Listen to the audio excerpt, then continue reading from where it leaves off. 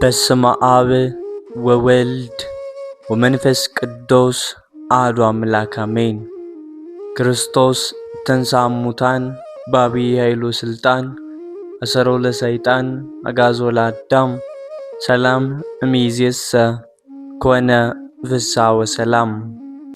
የልዑል እግዚአብሔር ቤተሰቦች የእናታችን የቅድስት ድንግል ማርያም የአስራት የበኩራት ልጆች እንኳን ለወንጌላዊው ለቅዱስ ዮሐንስ ወልደ ዘብዴዎስ ወርኃዊ መታሰቢያ ክብረ በዓል እንዲሁም በዚህች ዕለት ለሚታሰቡ ቅዱሳን ክብረ በዓል በሰላም በጤና ደረሳችሁ።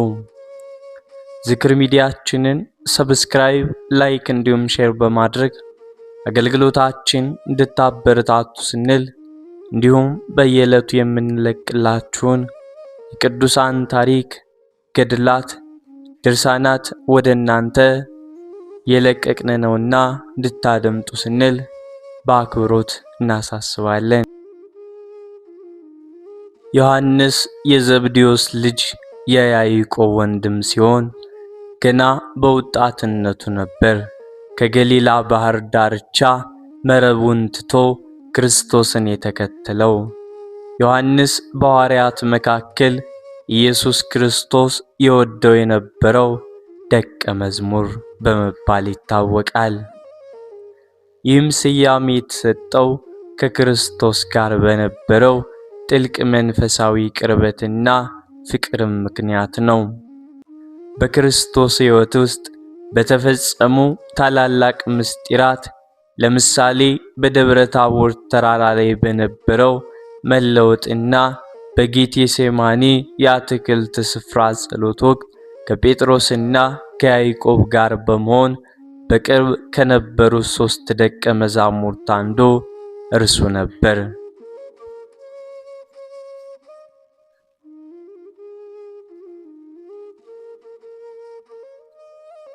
በዕለተ ዓርብም ሌሎች ደቀ መዛሙርት በፈሩና በሸሹም ጊዜ እስከ መስቀሉ ስር ድረስ በመገኘት ጽናቱን አሳይቷል። በዚያም ወቅት ጌታችን እናቱን ቅድስት ድንግል ማርያምን ነዋምከ እናትህን ነዋት በማለት በአደራ መልክ ሰጥቶታል።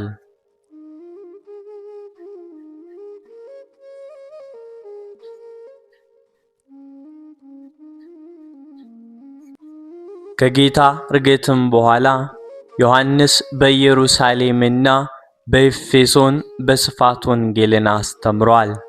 በወቅቱ የነበረው የሮማው ንጉሥ ዲዮቅልጥያኖስ ክርስቲያኖችን በሚያሳድድበት ወቅት ዮሐንስን በፈላ ዘይት ውስጥ እንዲጨመር አዞ ነበር።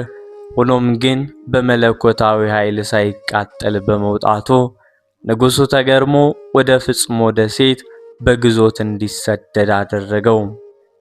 ዮሐንስ የፍቅር ሐዋርያ ይባላል። በትምህርቱ ሁሉ ልጆቼ ሆይ እርስ በርሳችሁ ተዋደዱ የሚለውን ቃል ደጋግሞ ያስተምር የነበረ ሐዋርያ።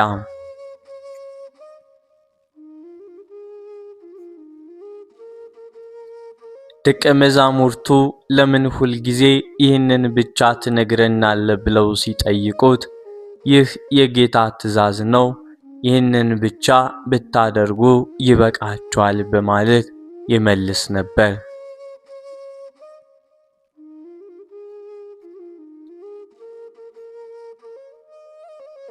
ቅዱስ ዮሐንስ በአዲስ ኪዳን ውስጥ 5 መጻሕፍትን በመጻፍ ይታወቃል።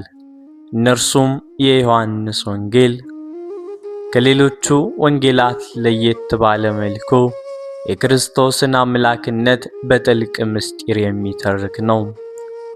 3ቱ የዮሐንስ መልእክታት ስለ ፍቅር፣ ስለ እውነትና ስለ ጥንቃቄ የሚያስተምሩ መልእክታቶች ናቸው። ሌላኛው መጽሐፍ የዮሐንስ ራእይ በፍጽሞ ደሴት ሳለ የታየውና ስለ ዓለም ፍጻሜ የሚናገር ጥልቅ ምስጢር ያለበት መጽሐፍ ነው።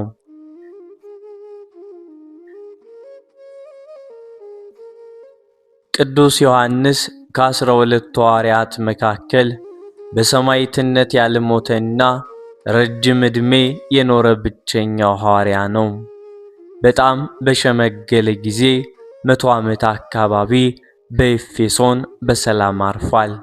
ቤተ ክርስቲያን ነባቤ መለኮት መለኮትን የተናገረና ቁስጥንጥንያዊ ንስር በማለት ታከብረዋለች። ይህም እንደ ንስር ወደ ላይ ምጥቅ ብሎ ረቂቅ ምስጢራትን በመመልከቱ የተሰጠው ምሳሌ ነው። እንዲህ በማለትም ተናግሯል።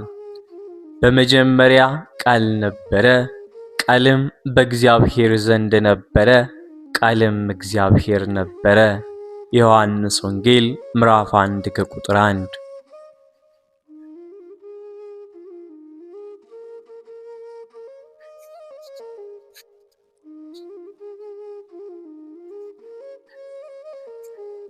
ጌታችን መድኃኒታችን ኢየሱስ ክርስቶስ በመስቀል ላይ ሳለ ነዋት እናትህ ነዋ እምከ ብሎ ሰጠው። ከሰጠውም አደራ በኋላ ቅዱስ ዮሐንስ እመቤታችንን ቅድስት ድንግል ማርያምን በገዛ ቤት ወስዶ እንደ እናቱ ይንከባከባት ነበር። የታሪክ ጸሐፊዎች እንደሚሉት እመቤታችን እስከ ማረፏ ድረስ አብዛኛውን ጊዜዋን ያሳለፈችው በዮሐንስ ቤት ነበር። ከእመቤታችን ዕረፍት በኋላ ዮሐንስ ወደ ኤፌሶን በአሁኗ ከተማ ቱርክ በመሄድ ወንጌልን በስፋት አስፋፍቷል።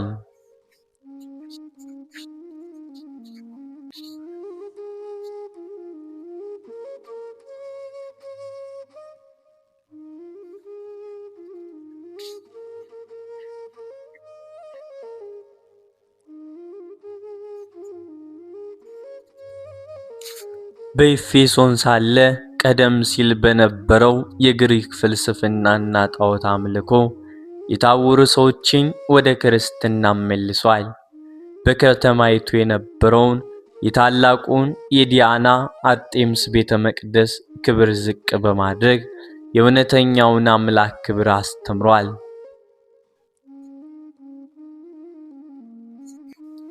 ዮሐንስ በግዞም ወደ ፍልስጤም ደሴት ፍጽሞም የተላከው ክርስቲያን ለማጥፋት በነበረው የንጉሥ ዶሚቲያን ዘመን ነው።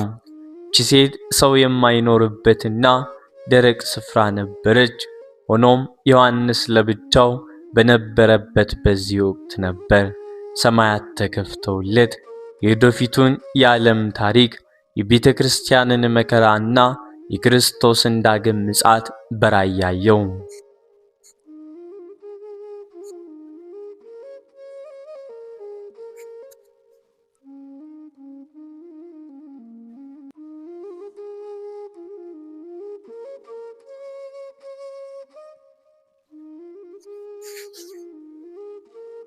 ይህ በምስጢር የተመላው የዮሐንስ ራእይ መጽሐፍ በሰባቱ አብያተ ክርስቲያናት የሚጀመርና በአዲሲቱ ኢየሩሳሌም መውረድ የሚጨረስ ታላቅ የትንቢት መጽሐፍ ነው። ዮሐንስ በዚያ መከራ በበዛበት ደሴት ሳለ እግዚአብሔር ለሰው ልጅ ያለውን የመጨረሻ ዕቅድ በምስልና በድምፅ እንዲመለከት ተደርጓል።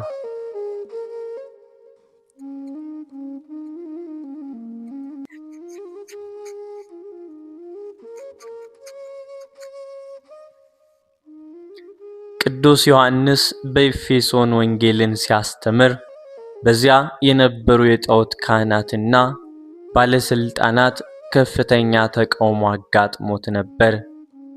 አንድ የታወቀ ታሪክ እንደሚለው በኤፌሶን የነበረው የጣዖት ካህናት አለቃ ዮሐንስን ለመፈተን እጅግ ኃይለኛ መርዝ እንዲጠጣ አዘዘው። ዮሐንስ ግን በስሜ እባቦችን ይይዛሉ የሚገልም ነገር ቢጠጡ አይጎዳቸውም የሚለውን የጌታን ቃል በማመን በመስቀል ምልክት ባርኮ መርዙን ጠጣው። መርዙ ምንም ሊጎዳው አልቻለም። ይልቁንም ያንን ሲያዩ ብዙዎች በክርስቶስ አመኑ። ጌታችን የመድኃኒታችን የልዑል እግዚአብሔር የክርስቶስ ታምራቱ በቅዱስ ዮሐንስ ላይ ተገለጸ።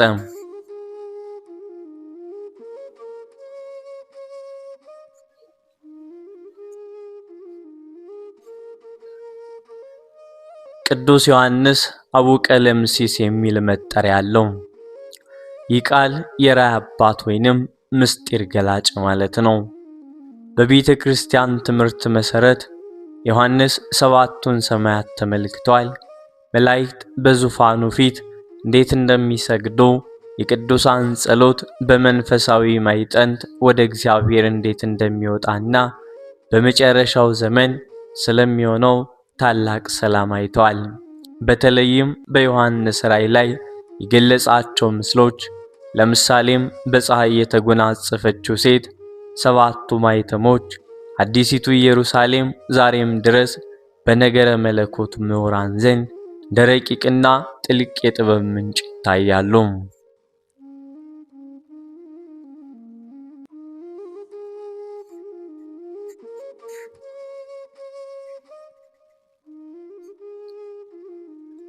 ስለ ቅዱስ ዮሐንስ የሚነገር አንድ ልብ የሚነካ ታሪክ አለ።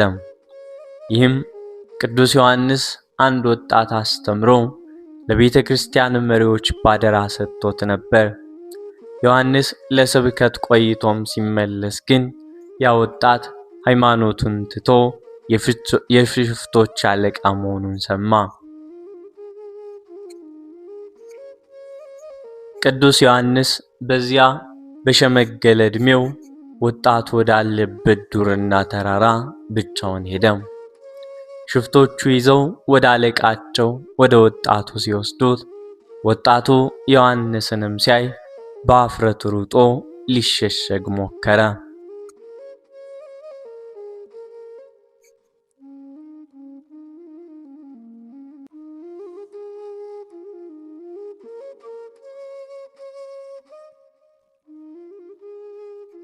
ዮሐንስ ግን ልጄ ሆይ እኔ ሽማግሌው አባትህ ካንተ ጋር ለመታረቅ የሮጥኩ ሳለው አንተ ለምን ትሸሻለህ እያለ እየበረታ ተከተለው። ወጣቱም በዮሐንስ ፍቅር ተሸንፎ መሳሪያውን ጥሎ በንስሐ ተመለሰ። ይህም ታሪክ ዮሐንስ የፍቅር ሐዋርያ የተባለበትን ምክንያት በተግባር ያሳያል።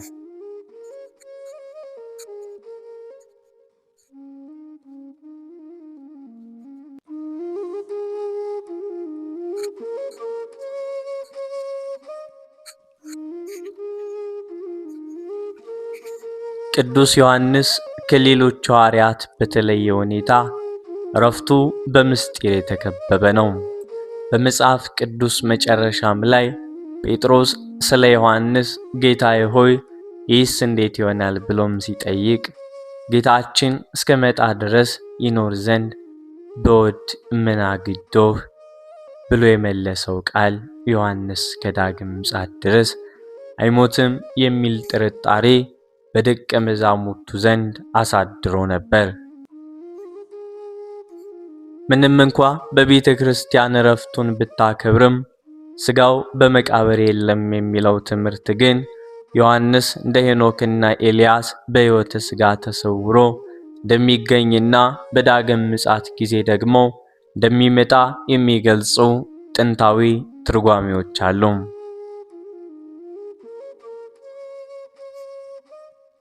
በኢትዮጵያ ኦርቶዶክስ ተዋሕዶ ቤተ ክርስቲያን ቅዱስ ዮሐንስ ልዩ ስፍራ አለው። በቅዳሴ ጊዜ ዮሐንስ ወንጌላዊ ተናገረ እየተባለ ምስክሩ ይጠቀሳል። በማኅሌት ጊዜ የዮሐንስ ድርሰቶች በዜማ ይቀርባሉ። በስዕለ-አድኅኖ ሁልጊዜ ከጌታ መስቀል ስር ከእመቤታችን ጋር ሆኖ ይሳላል። ዮሐንስ ማለት እግዚአብሔር ጸጋ ነው ማለት ነው።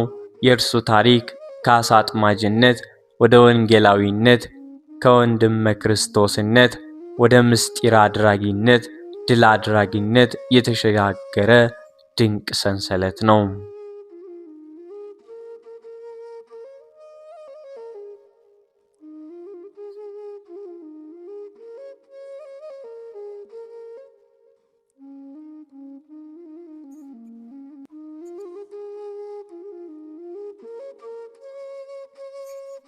ቅዱስ ዮሐንስ ወንጌሉን የጻፈው ከሌሎች ወንጌላውያን ዘግየት ብሎ እንደሆነ ይታመናል።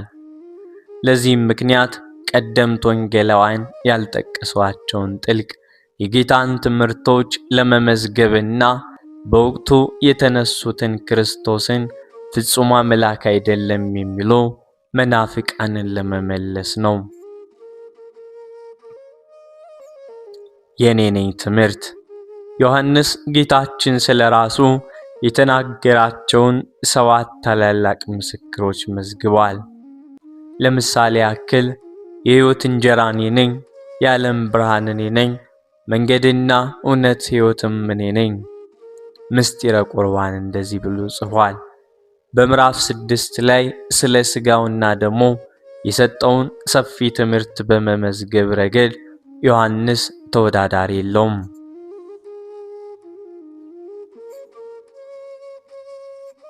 በቤተ ክርስቲያን ስነ ጽሑፋት ወይንም ድርሳናት ያለው ሚና እጅግ ላቅ ያለና አስደማሚ ነው። ከመጽሐፍ ቅዱስ ውጭ በኢትዮጵያና በሌሎች ጥንታውያን አብያተ ክርስቲያናት ታምረ ዮሐንስ ወይንም የዮሐንስ ገድል ተብለው የሚጠሩ ድርሳናቶች አሉ።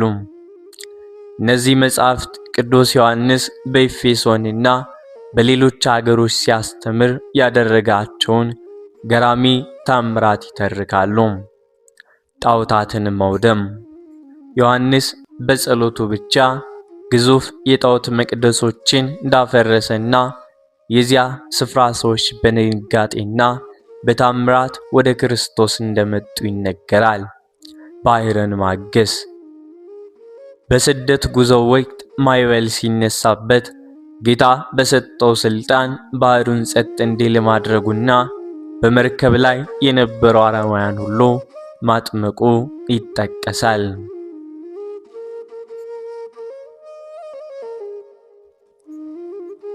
ቅዱስ ዮሐንስ ንስር እየተባለ ይጠራል። ንስር መባሉም ለስነ ጥበብ ብቻ ሳይሆን ለመንፈሳዊ ብርታቱ ጭምር ነው። ንስር ዓይኑ በጣም ስለሚበረታ ፀሐይን ትኩር ብሎ ማየት ይችላል።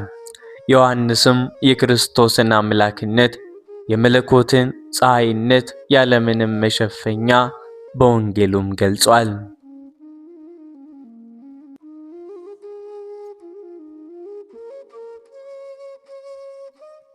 በቤተ ክርስቲያናችን ሥርዓት ቅዳሴ ላይ ንስር አርያም የሰማይ ንስር ተብሎ የሚጠራው መንፈሱ ከምድራዊ ነገር ተለይቶ በሰማያዊ ምስጢር ውስጥ ስለሚመላለስ ነው።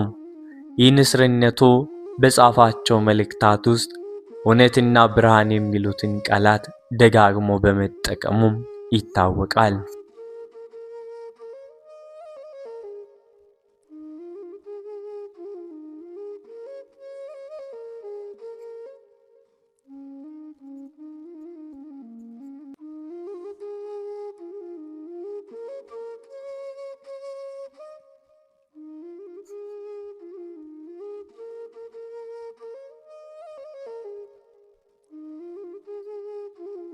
ቅዱስ ዮሐንስ ወንጌላዊ የሰማዕትነትን አክሊልም ተቀብሏል። ቅዱስ ዮሐንስ ሰማዕት ነው። በቤተ ክርስቲያናችን ታሪክ ውስጥ ልዩ ስፍራ አለው። ፍቁረ እግዚእም ይባላል። ይህም ማለት በጌታ ዘንድ የተወደደ መባሉ ከመከራ አላራቀውም። ይልቁንም ጌታ የተቀበለውን መከራ በጥልቀት እንዲካፈል አድርጎታል። የዮሐንስ ሰማዕትነት ሕያው ሰማዕትነት ይባላል። ምክንያቱም በሰይፍ ተቆርጦ በአንድ ቀን ከሚያልቅ ስቃይ ይልቅ ለ70 ዓመታት በየቀኑ የሚታደስ መከራን በትዕግስት አልፏል። የቅዱስ ዮሐንስን ረጅምና አሰቃቂ መከራ ጉዞ እነሆ። በመስቀል ስር የተጀመረው የልብ ሰማዕትነት። የዮሐንስ መከራ የጀመረው ጌታ ኢየሱስ ክርስቶስ ሲሰቀል ነው። ሌሎች ሐዋርያት በፍርሃት ርቀው በነበረበት ሰዓት ዮሐንስ ግን እስከ ቀራንዮ ድረስ በመከተል የጌታውን ስቃይ በዓይኑ አይቷል። መከራውም እንዲህ ነው። የሚወደው መምህሩ ሲገረፍ ሲሰደብና በመስቀል ላይ ተቸንክሮ በውሃ ጥም ሲቃጠል ማየቱ ለዮሐንስ ከሥጋ ሞት በላይ የሆነ የልብ ስቃይ ነበር።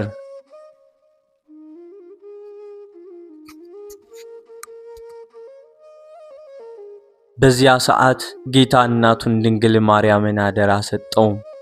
እናቱንም አገልግሎ በረከት ቢሆንም እርሷን ለማዳንና ለመንከባከብ በየስደቱ አብሮ መዞሩና ያየችውን መከራ አብሮ መካፈሉ የመጀመሪያው ሰማዕትነቱ ነበር።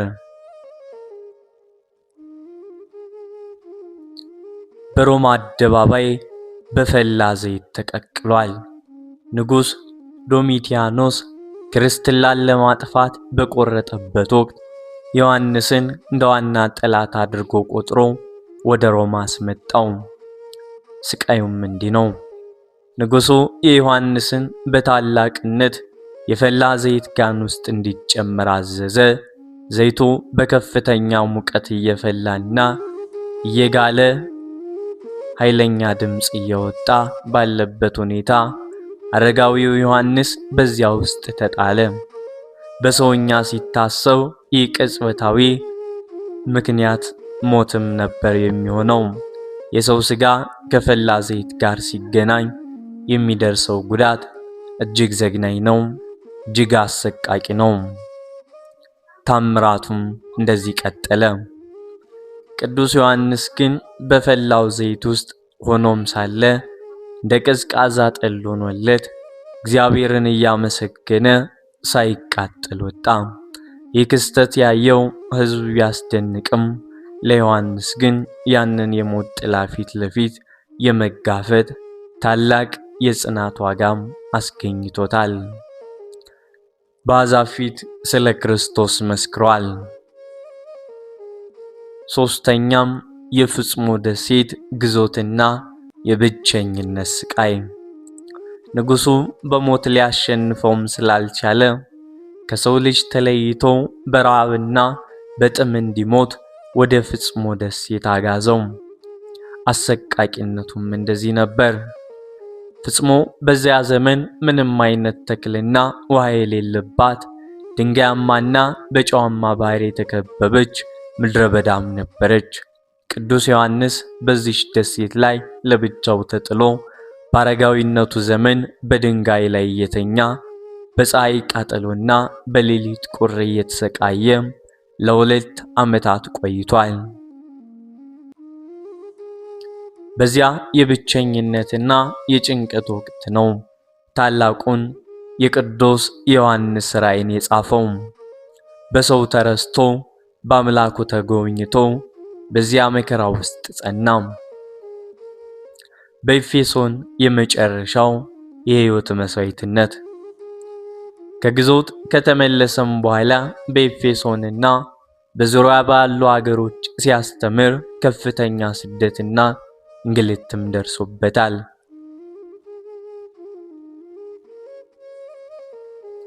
የመንፈስ መከራ።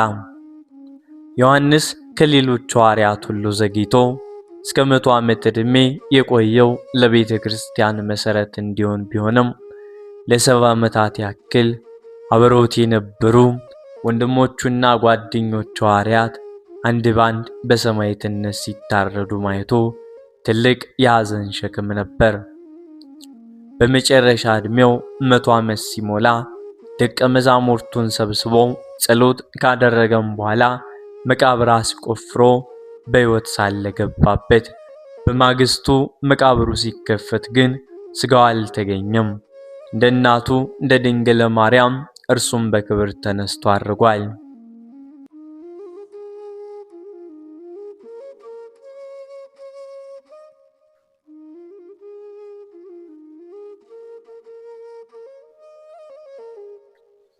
ቅዱስ ዮሐንስ ወንጌላዊ በመጨረሻ ያስተማረው ትምህርት በቤተ ክርስቲያን ታሪክ ውስጥ እጅግ ልብ የሚነካና ጥልቅ ትርጉም ያለው ነው። ቅዱስ ዮሐንስ ዕድሜው እጅግ ገፍቶ አካሉ ደክሞና መራመድ እንኳን ተስኖት በነበረበት ወቅት ይህንን አስተምሯል። ልጆች ሆይ እርስ በርሳችሁ ተዋደዱ። ቅዱስ ዮሐንስ በኤፌሶን በነበረበት የመጨረሻ ዘመን በደቀ መዛሙርቱ እየተገደፈ በአካል ላይ ሆኖ ወደ ቤተ ክርስቲያን ይመጣ ነበር። ባልጋም ተሸክሞ ያደርሱታል ደቀ መዛሙርቱ። በጉባኤው መካከል ሲቆም ረጅም ስብከት ከመስበክ ይልቅ ደጋግሞ የሚናገረው አንዲት አረፍተ ነገር ብቻም ነበር፣ ልጆች ሆይ እርስ በርሳችሁ ተዋደዱ የሚል። ይህንን ቃል ደጋግሞም ሲናገረው የሰሙ ደቀ መዛሙርቱ አንድ ቀን ጠየቁት፣ አባታችን ሆይ ለምን ሁል ጊዜ ይህንን ብቻ ትደጋግምልናለህ? ሌላ ትምህርት የለም ወይ አሉት።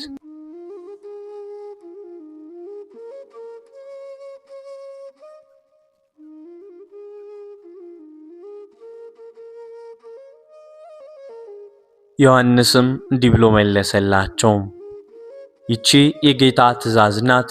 ይችን ብቻ ብትፈጽሙ እንኳ ይበቃችኋል። ይህ ትምህርቱ የክርስትናን መሰረት በአንድ ቃል የጠቀለለ ነበር። የዮሐንስ የመጨረሻ ትምህርት በቃላት ብቻም ሳይሆን በሁኔታው ጭምር ነው። ያ ሁሉ መከራ፣ የፈላ ዘይት፣ የግዞት ስደት ያለፈበትና የጌታ ወዳጅ የሆነው ታላቁ ሐዋርያ በመጨረሻ ዘመን እንደ ትንሹ ሕፃን በትህትና ተሞልቶም ነበር። በሕይወቱ መጨረሻ አካባቢ አንድ የጠፋ ወጣት ወደ ሽፍታነት የተለወጠ ደቀ መዝሙሩን ተከትሎ እስከ በረሃ በመሄድ ልጅ ሆይ እኔ በአንተ ፈንታ ሞታለሁ ብሎ በመለመን በጎ መንገድ መመለሱ ትልቅ የመጨረሻ ትምህርት ነው።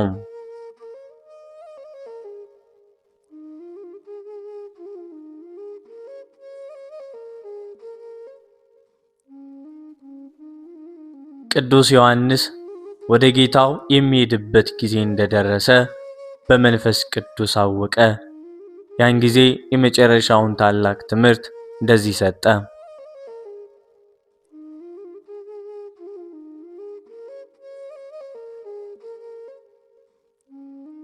ስንብቱም እንደዚህ ነበር። ደቀ መዛሙርቱን ሁሉ ሰብስቦ በጸሎትና በፍቅር ተሰናበታቸው። ሞት ማለት ወደ ወዳጅ መሄድ ነው የሚል ተስፋን በፊቱ ላይ በሚታይ ሰላም አስተማራቸው። ከመሬት በታች መቃብር እንዲቆፍሩለት አዘዘ። ከዚያም በመቃብር ውስጥ ሆኖ ጸሎት አደረገና በሕይወት ሳለም ተኛ። የድርጊቱ ለዓለም ያስተማረው የመጨረሻ ትምህርት ሞት ፍርሃት ሳይሆን እረፍት ነው የሚል ነበር። ዮሐንስ መቃብር ውስጥ ሲገባ የነበረው ሰላማዊ ሁኔታ ለጌታ ያለውን ፍቅርና በመከራው የረካበትን ሕይወት የሚያሳይ ታላቅ ምስክርነት ነው። የቅዱስ ዮሐንስ የመጨረሻ ትምህርቱ ፍቅር ነው። መጽሐፍትን ቢጽፍ፣ ራእይን ቢተነብይ፣ ታምራትን ቢያደርግም በመጨረሻ ግን ለዓለም ያስቀረው ትልቁ ሀብት እርስ በርስ መዋደድ የሚለውን መመሪያ ነው። ዛሬም ድረስ የፍቅር ሐዋርያ እየተባለ የሚጠራው በዚህ የመጨረሻና ዘላቂ ትምህርቱ ምክንያት ነው። ከሐዋርያው ከወንጌላዊው ከቅዱስ ዮሐንስ ረድኤቱን በረከቱን ያሳትፍልን ዘንድ የልዑል እግዚአብሔር መልካም ፈቃድ ይሁንልን። አሜን። እንበል አባታችን ሆይ ብለን